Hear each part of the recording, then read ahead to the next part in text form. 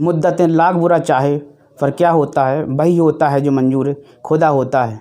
Ukraine से भारत लौटे महोबा जनपद के पनवाड़ी के रहने वाले राज द्विवेदी, जो वर्तमान प्रधान संजय द्विवेदी के पुत्र हैं, आज हम इनसे बात करेंगे कि आप वहाँ किन परिस्थितियों में रहे और किन लोगों ने आपकी मदद की। जी भैया नमस्कार। नमस्ते भैया। आप यूक्रेन में रहे, किन परिस्थितियों में रहे, किस रास्ते से वापस लौटे? देखिए, मैं पहले तो ऐसा कुछ लग नहीं रहा था कि कुछ भी होगा वहाँ पे कीव सिटी के अंदर, लेकिन जब 24 तारीख को हमला हुआ तो 24 वाले दिन तो मैं मेरे अपार्टमेंट में ही था, क्योंकि ऐसे ही रशिया की पुरानी आदत है छेड़ जाना, यूक्रेन को डरा जाना और फिर वापस चले जाना। बट जब 25 तारीख को मेरे अपार्टमेंट के पास में जब हेलीकॉप्टर जो क्रैश हुआ था रशियन यूक्रेनियन आर्मी ने किया था, तो मेरे अपार्टमेंट के पास में हुआ। उसके बाद से मैं पंगर में ही रहा जब तक ये न्यूज़ नहीं आई थी कि स्पेशल ट्रेन चलाई गई हैं और उन स्पेशल ट्रेन से आपको कीव छोड़ के जहाँ भी जाना है आप जा सकते हैं। तो 28 तारीख तक मैं बंकर में ही रहा, 25 से 28 3 दिन। और खाना पीना तो जैसे अब बंकर के अंदर क्या कुछ बना ही नहीं सकते, तो जो भी ब्रेड बिस्किट पानी जूस थोड़ा वो जो भी था उसमें गुजारा किया।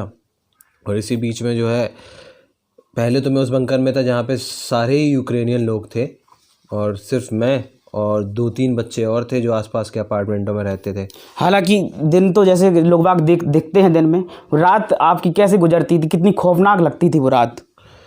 बस यही लगता था कि रात निकल जाए कैसे भी हो, क्योंकि सारे हमले जो है 3 बजे से 6 बजे के बीच में होते थे। तो रात हो दिन हो सब बंकर में ही कटाए वहाँ पे जागते हुए। बस ये है कि रात में ऐसा लगता था बस अभी कोई शेलिंग जो है हमारे ऊपर ना हो जाए, कोई मिसाइल जो है हमारे आसपास कहीं ना गिर जाए। आप वहाँ फंसे थे, वहाँ कैसा लग रहा था? आप अपने घर आ गए हैं, अब कितनी खुशी और कितना अच्छा लग रहा है आपको? खुशी तो हम आपके चेहरे पे देख पा रहे हैं, आप नहीं है खुश के घर आने से। फिर बस ये था, वहाँ पे हिम्मत नहीं हारी। और क्योंकि वहाँ पे जितने लोग और बाद में साथ में आए जुड़े इंडियन, वो सब बच्चे थे जो अभी अभी इंडिया से यूक्रेन नया एडमिशन लेके गए। तो अगर वहाँ पे हम हिम्मत तोड़ देते तो जाहिर सी बात है वो तो छोटे छोटे बच्चे थे, उनको भी तोड़ना था। और दूसरी चीज़, घर वालों की भी हिम्मत बांध के रखनी थी और कुछ ना कुछ कैसे ना कैसे करके निकलना ही था वहाँ से। और अपनी सरकार पे भी थोड़ा बहुत भरोसा था कि वो भी कुछ ना कुछ करेंगे निकालने के लिए। अब उस देश के अंदर तो वो कुछ कर नहीं सकते थे, लेकिन देश के बाहर जितना भी सरकार ने किया है वो काबिल तारीफ़ है। ऐसा बताया जा रहा है कि वहाँ इंडिया का झंडा लेकर के जैसे जाओ, रास्ते खुद ब खुद खुलते जाते हैं, क्या इस बात में कितनी सच्चाई है? देखिए, हमने हॉस्टल से तो इंडिया का झंडा रेलवे स्टेशन तक रखा, पर इतना वक्त नहीं था कि हम झंडा पकड़ के वहाँ पे घूमें या कोई भी चीज़। पर बसों के आगे झंडा लगा के निकले, जैसे जो प्राइवेट बसें की हैं फिर निकले, तो उसमें हाँ एक चीज़ है कि जल्दी जल्दी पास वगैरह ये सारा कुछ मिला है। और मुझे पर्सनली रशियन आर्मी वहाँ पे किसी भी कहीं पे भी किसी भी जगह नहीं मिली, तो ऐसा ज़रूरत नहीं पड़ी बताने की कि मैं इंडियन हूँ। बस ये थे भागे चले जा रहे थे, क्योंकि सिर्फ इंडिया वाले नहीं कई सारे मुल्कों के लोग भी साथ में थे जो उन ट्रेनों से, स्पेशल ट्रेन से और बॉर्डर पे सब रेस्क्यू करने में लगे हुए थे, अपने आप को बचाने में लगे हुए थे। क्या लगता है आप अपने भाग्य से आए हैं या फिर भारत सरकार की मदद से आप अपने घर आ पाए हैं? मैंने बॉर्डर जो है अपने भाग्य से क्रॉस किया है और जो वापस आया हूँ भारत सरकार की मदद से। और भाग्य भी नहीं कह सकते, संघर्ष किया है। और वो संघर्ष आपको मेरे चेहरे पे भी दिख सकता है अभी हाल फिलहाल में, क्या किया है क्या नहीं किया है। वहाँ पे मैंने कीव से, मैं जिस दिन से उस बंकर से निकला था उस दिन से हंगरी पहुँचने तक मैंने 2300 किलोमीटर का सफ़र बिना रुके, बिना खाए पिए, बिना सोए किया है। और सिर्फ मैंने नहीं, मेरे साथ में और भी जितने भी इंडियन थे सब ने ऐसे ही किया है। भारत सरकार हम लोगों की मदद, मतलब एक जो सीज़ फायर बोलते हैं कि भारत सरकार ने रुकवाया, कि यूक्रेन वालों ने जो भी किया, अगर वो सीज़ फायर इन्होंने की है तो भारत सरकार की मदद से एक तरह से हम अगर निकले हैं कि वो सीज़ फायर उन्होंने करवाया उस दिन वहाँ पे कीव में। और वहाँ पे हंगरी के जो बॉर्डर खुलवाए, पोलैंड के बॉर्डर खुलवाए, स्लोवाकिया, रोमानिया, इन जगह के बॉर्डर खुलवाए इंडियन को पास होने के लिए विदाउट एनी वीज़ा। तो ये भी एक बहुत बड़ी मदद है भारत सरकार की, क्योंकि यूरोपियन कंट्री कोई भी इस तरह अपने बॉर्डर नहीं खोलती है। वो यूक्रेनियन के लिए तो खोली हुई थी, पर हम लोगों के लिए खोलना ये बिना हमारे सरकार के संबंधों के मुमकिन नहीं था। तो हाँ, ये भारत सरकार की इस चीज़ में मदद थी कि हम लोगों के लिए वो बॉर्डर खुलवाए कि हम वो क्रॉस कर सकें। और दूसरा, जो भी हमारी बड़ी कंपनियां हैं, एनजीओ हैं भारतीय, जैसे कि अपोलो टायर्स, अपोलो टायर्स वालों ने मेरा सारा कुछ स्पॉन्सर किया हुआ था वहाँ पे, उन्होंने ही सारी सेवाएं दी। जब मैं हंगरी में था, चाहे वो रेलवे स्टेशन से उनके होटल ले जाना हो, वहाँ पे 3-4 दिन खाना पीना सारा कुछ उन्होंने ही स्पॉन्सर किया। फिर वापस एयरपोर्ट तक लाने में, और एयरपोर्ट में जब तक हम लोग चले नहीं गए तब तक की एक एक चीज़ की जिम्मेदारी उनकी ही थी, और उन्होंने ये बहुत अच्छे तरीके से किया। अपने देश में भी तमाम विद्यालय हैं, तमाम स्कूल हैं, बट आप ये यूक्रेन जाकर ही क्यों पढ़े? क्या परिस्थिति थी कि आप यूक्रेन में जाकर पढ़ना पड़ा? देखिए, सबसे पहली चीज़, मैं जनरल कैटेगरी का हूँ, आरक्षण।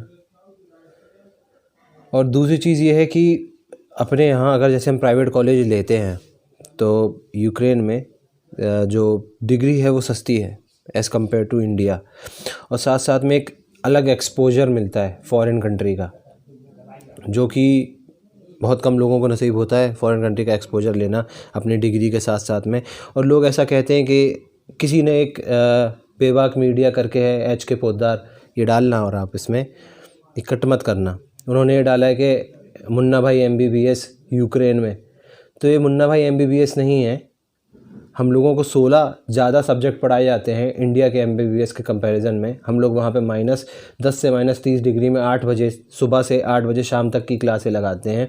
खाना एक टाइम खाते हैं वहाँ पे, वो भी हम खुद बनाए तो खाते हैं, क्योंकि इंडियन ज़्यादातर वेजिटेरियन हैं लोग, और जो वेजिटेरियन वहाँ खाना मिलता है वो सिर्फ ब्रेड होती है जो बना बनाया मिलता है।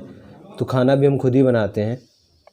दूसरा, घर से इतने दूर है वहाँ पे, दूसरी लैंग्वेज, दूसरे लोग। तो ये मजाक वाली बात नहीं है, कोई मुन्ना भाई MBBS वाली बात नहीं है कि पैसों पे सब वहाँ चल रहा है। और यहाँ पे किसी भी कॉलेज में 100% अटेंडेंस नहीं है, वहाँ पे आपको 100% अटेंडेंस लगानी ही पड़ेगी, वरना आपका साल क्लियर ही नहीं मानेंगे वो लोग।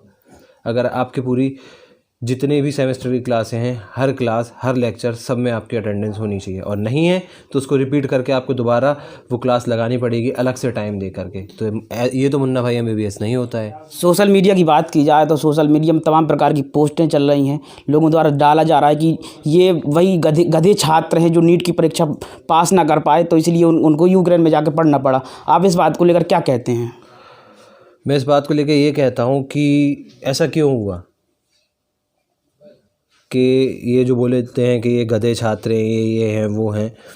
देखिए, हमारे देश में MBBS हम कर सकते हैं, लेकिन उसकी फ़ीस देखिए आप MBBS की कितनी है।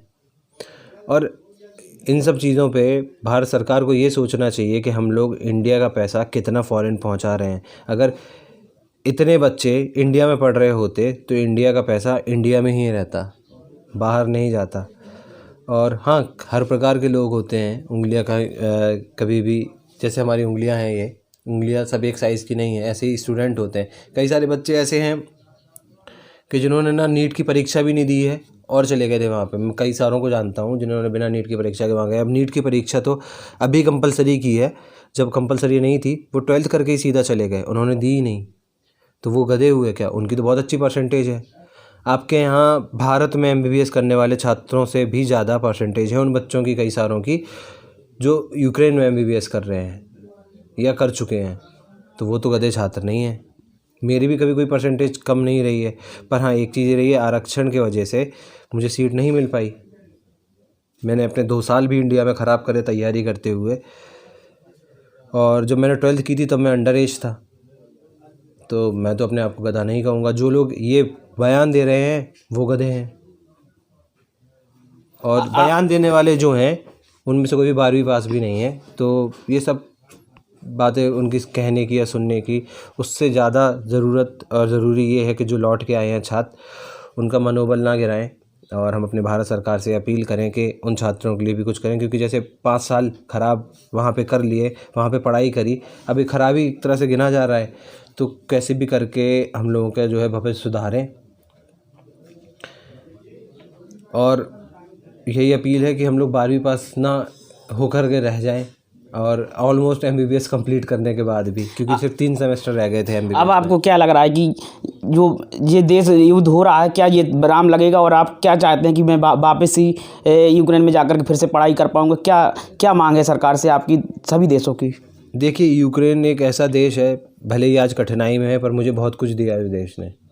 पहली चीज़, मुझे सबसे अमूल्य जो इंसान का धन होता है वो होता है क्या? शिक्षा। और मुझे जो है अपनी बहुत ही अच्छी शिक्षा मिली है उस देश से, और एक अलग ज़िंदगी का अनुभव किया है जो शायद मैं इस देश में नहीं कर पाता। तो हाँ, मैं जाना चाहूँगा, क्यों नहीं जाना चाहूँगा कि विराम लगे। पर जहाँ तक मुझे लगता है कि जो प्रेसिडेंट ज़ेलेंस्की हैं वो हार नहीं मानेंगे, रशिया के आगे घुटने नहीं टेकेंगे। इसकी एक और वजह है कि अगर रशिया पीछे हट जाता है तो रशिया रहेगा, लेकिन अगर यूक्रेन पीछे हट जाता है तो फिर यूक्रेन नहीं रह जाएगा, वो गुलाम देश हो जाएगा रशिया का। आपका क्या सुझाव है? यूक्रेन को पीछे हटना चाहिए या मुंह तोड़ जवाब देना चाहिए रूस को? क्या सुझाव? मेरा सुझाव तो ये है, पहली चीज़ तो मैं सुझाव देने वाला कोई होता नहीं हूँ, पर मेरा ये कहना है कि यूक्रेन के जो पीछे खड़े रहते थे पीठ पे, उनको जो है हाथ खड़े करके, जैसे जिस तरह से हाथ खड़े करके निकल गए ऐसे हाथ खड़े करके नहीं जाना चाहिए। जिनकी दम पे यूक्रेन दुनिया की एक महाशक्ति से भिड़ गया और उसका काफ़ी दांत खट्टे भी कर रहा है, तो जिनकी बदौलत वो उनसे भिड़ गया, जिनकी वजह से वो उनसे भिड़ गया, उनको अब उसका साथ देना चाहिए, क्योंकि यूक्रेन को उस चीज़ की ज़रूरत है।